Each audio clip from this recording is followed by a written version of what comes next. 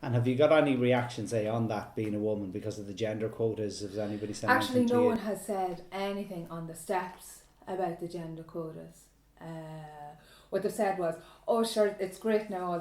All these women are coming forward now, And but see, in the Louth constituency, I know Eastmeath is with us since 2011, but in the Louth constituency, we've never had a female TD ever." And people are aware of that, or some people are not aware of that, So, and how about within the party itself? I mean, there was some negative reaction, I suppose you'd call it, within Louth and outside of Louth as well. Yeah. There's even a case pending against it. Yeah. Well, look, I had no part in how I got the nomination. I put my name forward.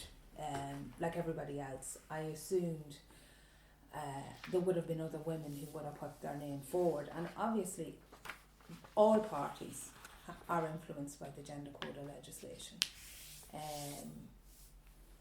There's always going to, even if there wasn't the gender quota legislation, there's always going to be people who feel aggrieved because they didn't get the nomination or missed out now, because everybody wants to feel they have something to contribute, so look, the people who are negative about it, I really can't comment on them, and I really can't consider it. I mean, I've plenty of supporters who are positive about it, so I mean, they're entitled to their opinion. And even from your own point of view, how do you feel about the fact that you were selected because you were a woman? Well, I'll be honest with you, I was selected because I was a woman, because it was a one male, one female directive, right? I was selected because I was the only woman that put my name forward. If there was another woman at the nomination, we would have had to be put to a vote. So there was no female directive in this constituency, as in, there's one candidate and therefore it must be female. So it's slightly different in the sense of the other areas. It was there was two nominees, and it was a one male, one female directive. So, I mean, look, I'm a woman. Yeah, that's and on that, it's 30%. Is that too high? Is it too low? Or what? Well, look, I think it's a blunt instrument, right? But sometimes, I'm not saying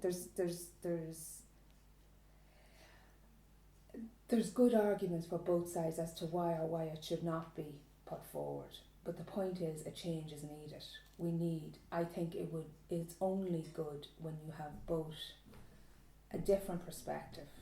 Right, and people don't say it. I'm going to say it. A different perspective. Men and women think differently. Men and women look at things differently.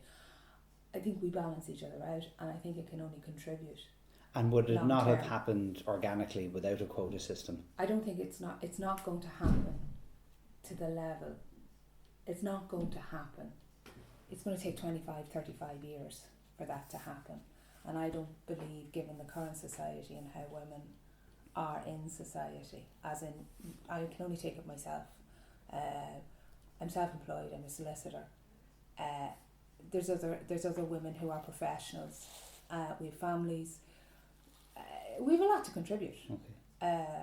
And for whatever reason it may be, and sociologists will sit down looking at it as to why women haven't put forward. But I mean, look, in Canada they brought in the gender quota, and they've done it for 3 years, and it's worked. I'm not saying it's going to be the solution, but I do think it was some form of incentivize to equal the representation out. Right. Okay. And then about yourself, why did you want to stand? I mean, you're not long in Fianna Fáil itself. No. But why did you join Fianna Fáil? Well, look, I've always been politically opinionated, like most people. I would have grown up with politics. Like my father would have had the radio on, reading the newspaper, and the news on in politics. Is it a Fianna Fáil family? My family, the Coffey family were a Fianna Fáil family. My great grandmother was the first female urban councillor and Louth County councillor. It was 1937 to 42. My great grandfather would have been heavily involved, one of the founding members in Fianna Fáil in the North East. my granduncles would have been councillors. My grandfather was known as the Fianna Fáil solicitor. You know, so Right. it was in the blood. In the blood. But my father rebelled. You know, he would have been seen as I suppose, a socialist with a social conscience. You know, and I went back into the fold. So there you go in relation to it. But I mean, I would have, like 2011, Fianna Fáil took a hit, and quite rightly. You know, people spoke, they were tired of it, and I think we lost a connection. And rather than going in under the caves and licking our wounds, because I think, yes, the people were angry and they spoke, but a global recession was happening, and I think in hindsight now, looking back, it wasn't just the willful neglect or, you know, of Fianna Fáil, but we took it on the chin. There's, you know, we went away, and I think we're getting back to grassroots. Okay. I mean, I look at the Shawnee masses, and I look at that sort of innovative and solutions. Right. And okay, and looking at Louth itself, I mean, what do you see as the issues that voters in Louth care about for this coming election and in general? Okay, well, I mean, look, there's specific issues to each area of the constituency. Okay, so if I start from the top and go down, you know, Carlingford area, border area, cattle rustling, money, fuel laundering, crime, rural crime, you know, tourism would be a factor there too, the narrow water bridge, you know. You come to Dundalk, you're looking at the Louth Hospital is a major issue there, you know. Mid-Louth, again, you're looking at the crime aspect of it, public transport, you know. And those areas of hospitals and crime, what solutions are you putting forward for those? Well, I mean, with the hospitals, look, there's for the wrong reasons, and I think unfairly, the Lourdes Hospital is constantly in for overcrowding and trolleys and waiting lists, and it's no reflection on the staff there. They're doing a fantastic job, but I do think that the Louth Hospital needs to be reopened. Sections of it need to be reopened. Non-emergency procedures carried out there. They have a state-of-the-art operating theatre there. It's not being used. The minor injuries clinic is only a 9 to 5. It should be open 24/7, and the money is there to do it. I wouldn't put a strain on the paramedics because they're operating on a 25% level that they were from 2011. You know, so what's stopping it if the money's there? It's called organisation. It's called the fact that this government is trying. They sacked the head of the HSE who was actually making inroads. They suspended. They wrapped up the National Treatment Purchase scheme. They basically cobwalled it. It was actually bringing down the waiting lists, and now we just have it's on a standstill, in my opinion. And in my opinion, they are not going to, given that it was coming up to an election year, they were not going to solve this solution. I mean, they cut the budgets for the in my opinion, to give an election budget, and it's not just in Louth; it's throughout the country. Right. You know, so in relation to that, in relation to crime, I mean, the most obvious thing is the fact that we don't have enough Gardaí. We don't have a force. We have a Garda service. We don't have a Garda force. They shut down the rural Garda stations, and it has not saved. It was a symbolism of shutting it down. So would you be in favour of opening up those places yes, again? and I would be in favour. Like, I mean, for instance, in Laytown, there's 22,000 people living in Laytown, and they have a part-time Garda station. Mm-hmm. I mean, 22,000. Monaghan Town has 21,000.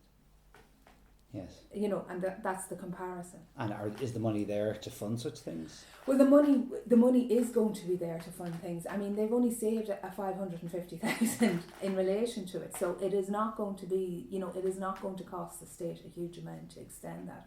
I do believe that where the money should be invested in relation to the Garda is technology.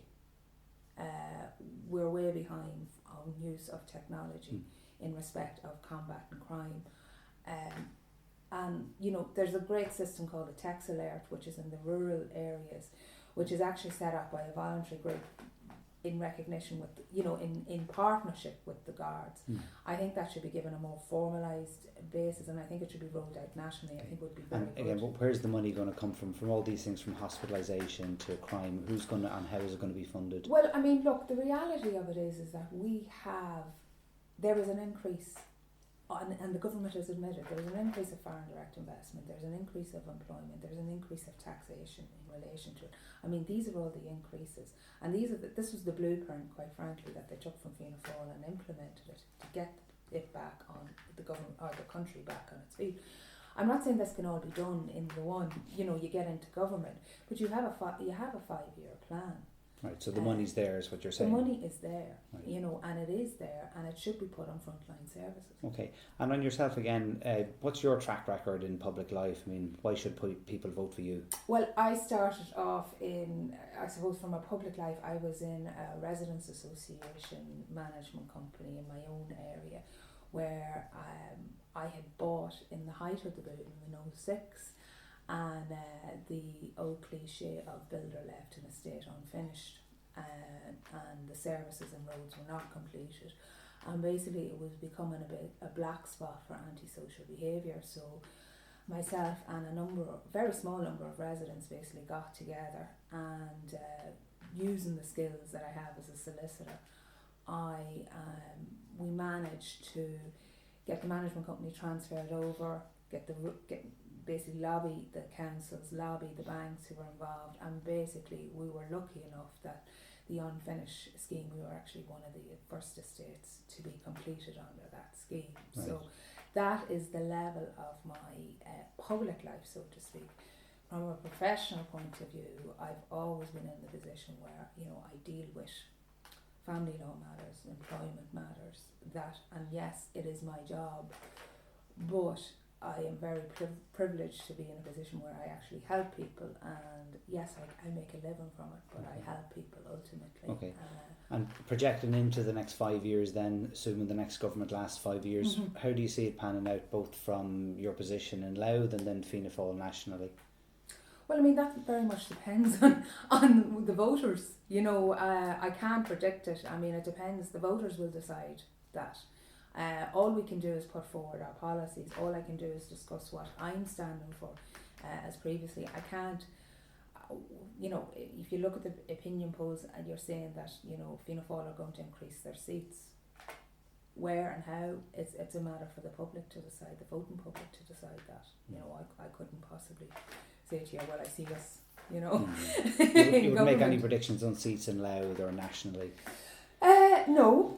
Because again, it is not me who's going to decide that, it is the public. I mean, I can only tell you what I'm receiving feedback from on the doorsteps, and I don't think there's certainly not the anger towards Fianna Fáil that there was.